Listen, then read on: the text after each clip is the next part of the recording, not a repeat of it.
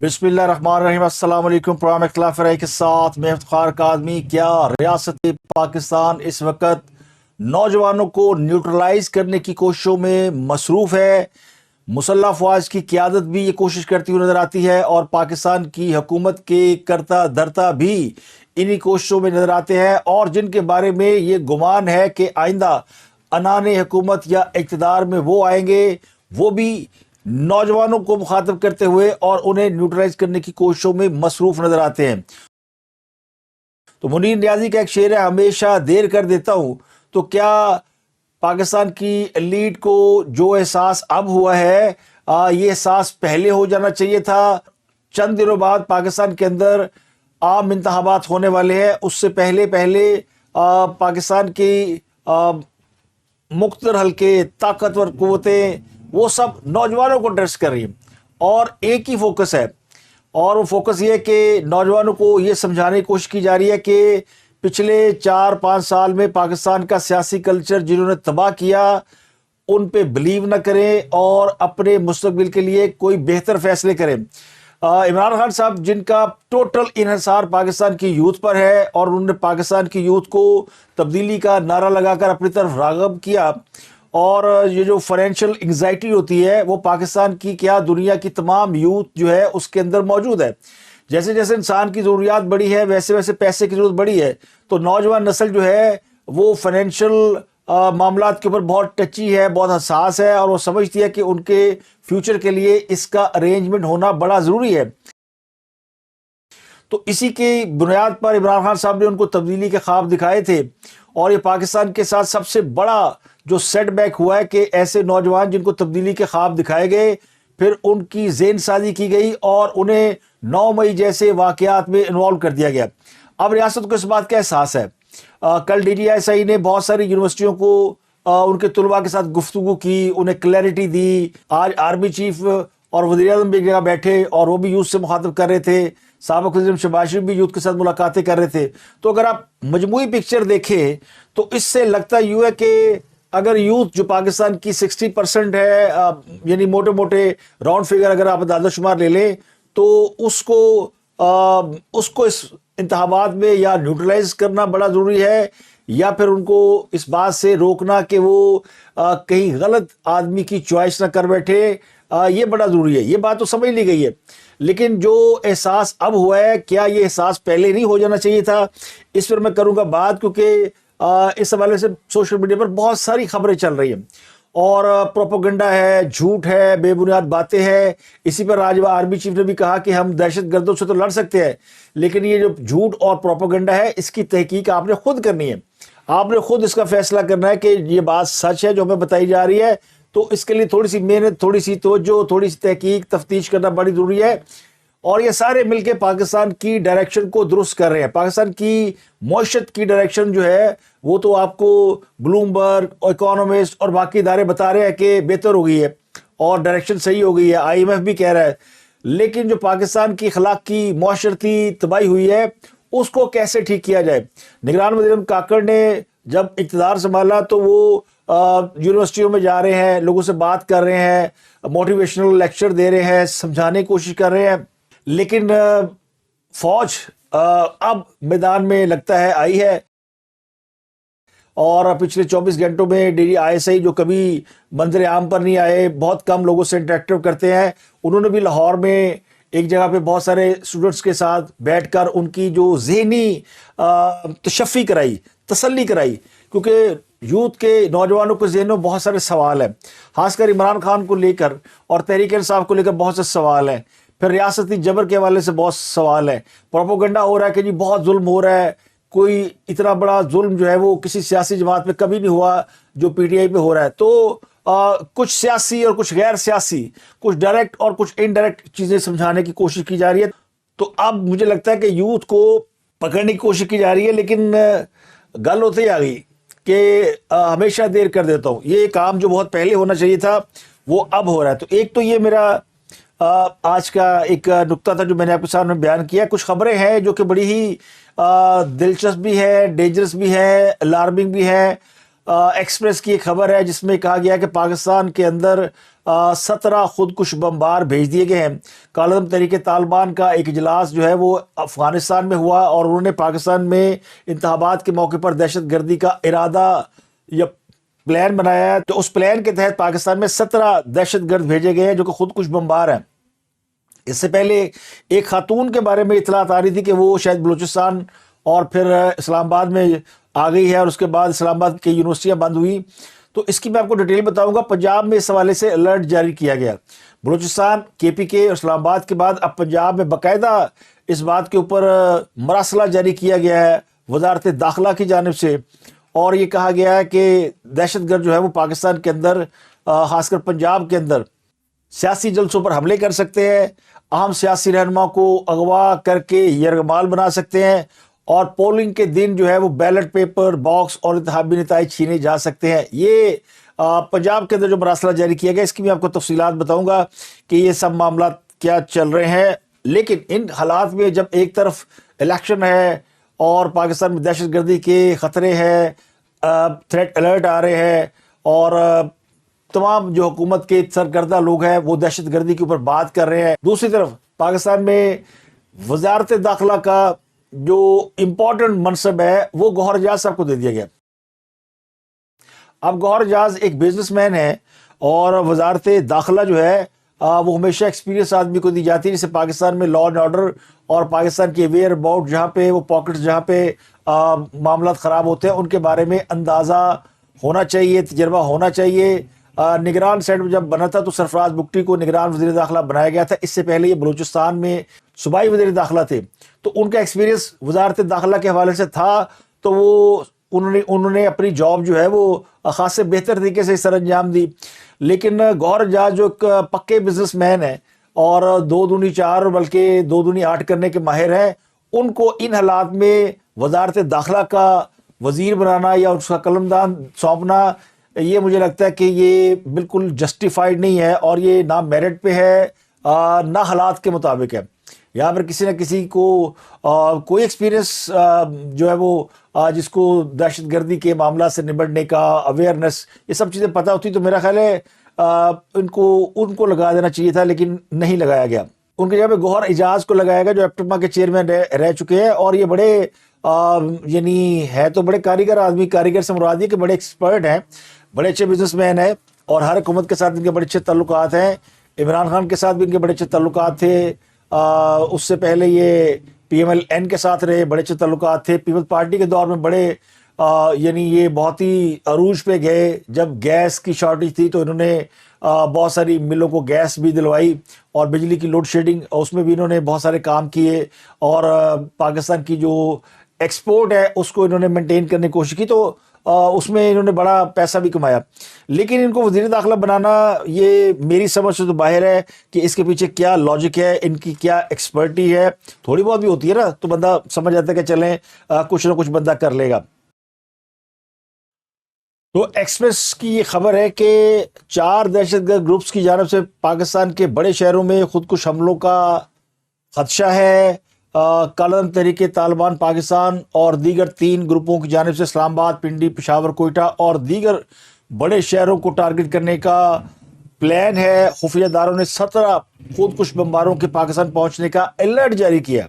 اس حوالے سے R P O Rawalpindi additional I G Syed Khurram Ali کی جانب سے سی پی او راولپنڈی خالد حمدانی سمیت ڈویژن بھر کے ضلعی پولیس سربراہوں کو اسلام آباد، راولپنڈی، اٹک، میاں والی، ڈی جی خان، کے پی کے اور بلوچستان کے حوالے سے special and specific information report کے عنوان سے مراسلہ بھیجا گیا ہے۔ میں اس مراسلے کی آپ کو ڈیٹیل بتا دیتا ہوں کہ کیونکہ یہ خاصی ڈیٹیل میں خبر ہے، جس میں بتایا گیا کہ کابل میں تحریک طالبان پاکستان جو کہ کالعدم جماعت ہے اس کی ٹاپ لیڈرشپ کا اجلاس ہوا ہے، جنہوں نے پاکستان کے اندر دہشت گرد کارروائیوں کا منصوبہ بنایا ہے، جنہوں نے پاکستان میں جنوری کے مہینے میں دہشت گرد کارروائیوں کا منصوبہ بنایا ہے۔ اب جنوری ختم ہونے میں کچھ 6 دن رہ گئے ہیں، تو یہ اگلے 1 ہفتے میں یعنی ٹارگٹ ہو سکتے ہیں۔ جو جگہ بتائی گئی ہیں ان میں اسلام آباد، راولپنڈی، کے پی کے میں نئے ضم ہونے والے ضلع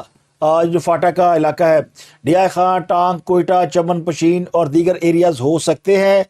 اور کالعدم تحریک طالبان پاکستان نے تحریک طالبان افغانستان سے اس حوالے سے فنڈ بھی لیے ہیں، اور 15 کے قریب خودکش بمبار ان علاقوں میں جن کے میں نے نام لیے وہاں کے لیے ان کو اویلیبل ہیں۔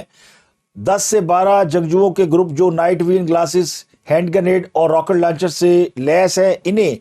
کمانڈر سلیمان عرف صدیق کی سربراہی میں بھیجا گیا ہے یا روانہ کیا گیا ہے۔ سانگلی بڈبیر میں روپوش ہے، مذکورہ کمانڈر کے سہولتکار متنی اوزاخیل میں موجود ہے۔ رپورٹ یہ کہتی ہے کہ دہشت گردوں کا ایک مزید گروپ بھی پشاور کے حسن ہیل کے علاقے میں موجود ہے، جس کے حوالے سے اطلاعات ہے کہ وہ پشاور اور کے پی کے بارڈر ایریا میں شامل پنجاب کے ضلع میاں والی، اٹک اور ڈی جی خان میں کارروائی کر سکتا ہے۔ ڈی آئی خان میں سرگرم کالعدم تحریک طالبان سے وابستہ داؤد بتائی گروپ بھی پنجاب کے بارڈر پر واقع اضلاع میں قانون نافذ کرنے والے اداروں اور ان کے افسروں اہلکاروں کو نشانہ بنانے کی پلاننگ کر رہا ہے، اور اس مقصد کے لیے 2 کمانڈروں مشال اور احمد بلوچ کی سربراہی میں جنگجوؤں کو ٹاسک دے کر ایکٹیویٹ کر دیا گیا ہے۔ اس طرح ایک اور دوسرے مراسلے میں اسپیشل پورٹ کا حوالہ دے کر کہا گیا ہے کہ بلوچ سب نیشنل راولپنڈی اسلام آباد میں اپنی کمیونٹی اور پولیس اور قانون نافذ کرنے والے اداروں کو نشانہ بنانے کی منصوبہ بندی کر رہے ہیں، اور اس سلسلے میں بی ایس این ایس کی میٹنگ افغانستان میں ہوئی جہاں 5 جنگجوؤں کو ٹارگٹ سونپے گئے ہیں۔ ملک میں امن و امان کی صورتحال خراب کرنے کے لیے بی ایس این ایس دشمن ممالک کی انٹیلیجنس ایجنسیوں خصوصاً را کی پشت پناہی سے اسٹیٹ اداروں کے خلاف پروپیگنڈا مہم شروع کر رکھی ہے۔ تو یہ پورا ایک انہوں نے جو بھیجا ہے مراسلہ یا جو نوٹیفکیشن، تو یہ جو مراسلہ ہے یہ ٹاپ پولیس افسران کو بھیجا گیا، جس میں یہ ساری ایکٹیویٹی کے بارے میں بتایا گیا کہ کس طرح پاکستان کے اندر دہشت گردی کا ایک پلان جو ہے مربوط پلان ہے، اور اسی وجہ سے پاکستان میں دہشت گردی کے حوالے سے جو فوج ہے وہ اپنا نقطہ نظر بیان کر رہی ہے، اور وہ بار بار اشور کر رہی ہے کہ ہم دہشت گردوں سے نبڑ لیں گے، لیکن یہ خبریں اچھی نہیں ہیں۔ پنجاب میں بھی ایک مراسلہ جاری کیا گیا، جبکہ پنجاب میں بھی عام انتخابات سے پہلے اور الیکشن والے روز دہشت گردی کا خدشہ ظاہر کیا گیا ہے۔ محکمہ داخلہ پنجاب نے تمام اضلاع کی انتظامیہ پولیس کو مراسلہ لکھ دیا ہے، اور یہ بتایا گیا ہے کہ الیکشن کے موقع پر فول پروف انتظامات بنائے جائیں، کیونکہ دہشت گرد گروپ اور جو غیر جمہوری قوتیں الیکشن میں خلل ڈال سکتی ہے، جس کا مقصد ملک میں عدم استحکام پیدا کر کے الیکشن ملتوی کرانا ہو سکتا ہے۔ تحریک کاری کا مقصد جمہوری عمل کو پٹڑی سے اتارنا بھی ہے، اس لیے ممنوعہ اور کالعدم مذہبی تنظیمیں اہم سیاسی رہنماؤں پر حملے کر سکتی ہیں۔ مراسلے میں یہ بھی کہا گیا ہے کہ تمام اضلاع میں فوج اور رینجر جو ہے وہ الیکشن والے دن تو ہوگی، لیکن اس سے پہلے ان چیزوں کو پروٹیکٹ کرنا یہ پولیس کا کام ہے۔ تو یعنی بنیادی طور پر پنجاب میں جو الرٹ ہے وہ سیکورٹی کو ہائی الرٹ کرنے کے حوالے سے ہے۔ پولیس انفورسمنٹ ایجنسیوں کی طرف سے آ رہے ہیں، یہ الیکشن کے حوالے سے بہت سارے خدشات بھی پیدا کر رہے ہیں۔ تو army chief general Asim Munir نے آج نیشنل یوتھ کانفرنس سے خطاب کیا، تو ان کا بنیادی فوکس جو تھا وہ یہی تھا کہ یہ جو ٹیررسٹ ایکٹیویٹیز ہیں ان کو پاکستان کی فوج دیکھ لیں گی، دہشت گردوں کے خلاف ہمارے پاس مربوط پلان ہے، ہم کاؤنٹر کر سکتے ہیں۔ لیکن جو سوشل میڈیا پہ دہشت گردی ہو رہی ہے، جہاں پہ افراتفری، مایوسی پھیلانے کی باتیں ہو رہی ہے، پروپیگنڈا ہو رہا ہے، اس کو پھر لوگوں نے خود کیٹر کرنا ہے۔ تو بنیادی طور پہ ان کا فوکس بھی یوتھ تھی۔ تو دیکھیں، اس بات میں تو کوئی شک نہیں کہ عمران خان صاحب نے پچھلے چند سالوں میں پاکستان کی جو یوتھ ہے اس کی جو ذہنی آبیاری کی ہے، اس کو کیا یہ 2-4 کانفرنسز یا کمیونیکیشن، وہ بھی الیکشن کے موقع پر، جبکہ انوائرمنٹ ایسا نہیں ہے کہ جس میں کسی کو بات سمجھائی جائے، کیا یہ کوشش کامیاب ہو سکتی ہے؟ تو میرا خیال ہے کہ یہ بڑا مشکل ہے، لیکن ہمیں کوشش نظر آتی ہے کہ کسی طریقے سے نوجوانوں کو گائیڈنس دی جائے، ان کو سمجھایا جائے، چونکہ الیکشن کا موقع ہے، اور الیکشن ہی ایک وہ وائٹل سٹیج ہوتی ہے جہاں پر اگر کسی کو سمجھ آ جائے تو وہ کم از کم بالکل صحیح قیادت کو منتخب کر سکتا ہے، صحیح لوگوں کو ووٹ ڈال سکتا ہے۔ لیکن اگر وہ اس موقع پر بھی یعنی بھٹکا ہوا رہے گا، اس کی کوئی رہنمائی نہیں کرے گا، تو پھر وہ کسی نہ کسی غلط آدمی کو چوز کر لے گا۔ اور ہم نے 2018 میں غلط چوائس جو ہے اس کو دیکھ لیا کہ کس طرح پاکستان کا سیاسی کلچر بھی تباہ ہوا، اور پاکستان کا معاشرتی کلچر بھی تباہ ہوا، پاکستان کی اکانومی بھی تباہ ہوئی، اور بے شمار خرابیاں پیدا ہوئی. گو کہ بہت سے نوجوان اس بات سے اتفاق نہیں کرتے اور وہ عمران خان کے ساتھ صرف اس لیے کھڑے ہیں کہ عمران خان نے انہیں تبدیلی کا خواب دکھایا، اور پھر وہ تبدیلی کا خواب پورا ہونے سے پہلے ہی انہوں نے اپنی حکومت کی ناکامی یا اپنی حکومت کے اوپر ایک خود کو حملہ کیا اور اس کو سائفر کا نام دیا. آج کل اس کیس کی وہ انکوائری چل رہی ہے اور اس کیس کی سماعت ہو رہی ہے اڈیالہ جیل کے اندر.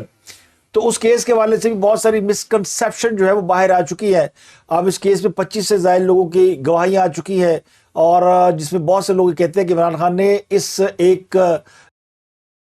اس لیٹر کو بنیاد بنا کر اسے اپنی حکومت گرانے کا سبب قرار دیا اور اسے غیر ملکی سازش قرار دیا. اب نوجوان ذہن کچے ہوتے ہیں، اور وہ اگر ان کو یہ بتا دیا جائے کہ جناب آپ کے منتخب وزیر اعظم کو کسی غیر ملکی کے کہنے پر یا کسی غیر ملکی نے گرایا ہے، تو پھر وہ اس نیریٹو کو بڑی جلدی ایکسیپٹ کر لیتے ہیں. تو یہی مشکل ہے اس وقت. جو عمران خان کے ساتھ آپ کو یوتھ نظر آتی ہے نا، وہ اس نیریٹو کو ایکسیپٹ کر چکے ہیں کہ عمران خان کے خلاف کوئی سازش کی گئی ہے، اور عمران خان نے 12-16 مہینے اس کے اوپر بڑا یعنی ٹکا کے کام کیا اور اس نیریٹو کو پورا اسٹیبلش کیا. اس وقت ریاست کو شاید اتنی ہوش نہیں آئی، یا ریاست کو اس بات کی سمجھ نہیں آئی کہ نوجوانوں کو نیوٹرلائز کرنا کتنا ضروری ہے. اب جب کہ الیکشن سر پہ آ گئے ہیں تو ہمیں وہ کوشش جو ہے وہ سپیڈ اپ ہوتی ہوئی نظر آتی ہے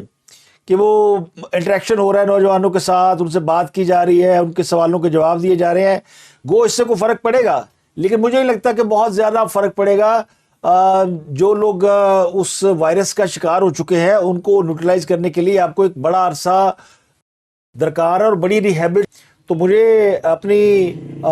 جو فوج ہے یا اپنے جو حکومت کے سرکردہ لوگ ہیں ان کی نیتوں پہ کوئی شک نہیں ہے، لیکن مجھے یہ لگتا ہے کہ اس عمل میں انہوں نے بہت دیر کر دی ہے. اگر یہ عمل پہلے سے شروع کیا جاتا تو بہت سے لوگوں کو موقع مل جاتا تحقیق کرنے کا، تفتیش کرنے کا، اور وہ پھر 9 مئی کے واقعہ سے خود کو علیحدہ کرتے اور اس کو نیوٹرلائز ہو کر دیکھتے. اب تو یہ بھی اسٹیبلش ہوتا جا رہا ہے کہ 9 مئی کے واقعات جو ہے وہ عمران خان پر ڈالے گئے، کیونکہ عمران خان کو 9 مئی کے واقعات میں ابھی تک کوئی سزا نہیں ملی. ان کو کیا، ان کی جماعت کے کسی بندے کو کوئی سزا نہیں ملی. تو عمران خان کو ان الزامات کے تحت کوئی سزا نہ ملنا جن الزامات کی بنیاد پر وہ غدار، سازشی یا ان چکن ڈکلیئر کی جا سکتے ہیں، یہ ان کو بینیفٹ دے رہا ہے. یعنی کمال قسم کی کنٹروڈکشن ہے کہ تحریک انصاف یوتھ کی پارٹی ہے اور جو سربراہ ہے اس کی عمر 70 سال سے زائد ہے. تو یہ وہ ناپختہ سوچ ہے